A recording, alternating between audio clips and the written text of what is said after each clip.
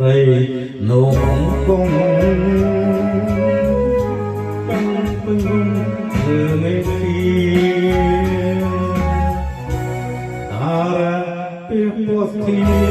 di aka korni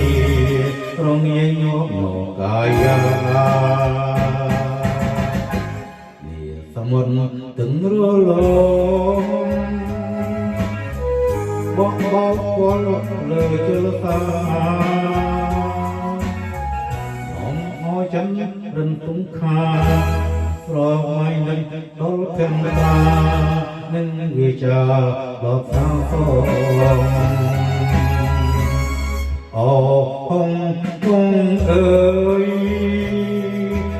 li hỡi biết ra đầy tâm phong tại trong tôi con tâm nâng ngã con tha con người ai còn tay tiền nhung liệt đâu chân cuối nở tan phai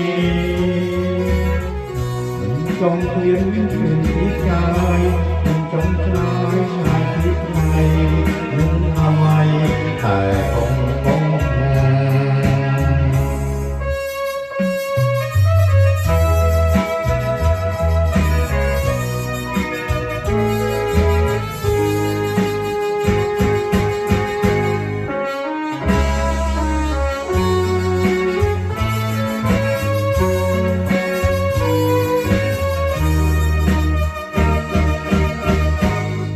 tay tiên dòng tuyên tấu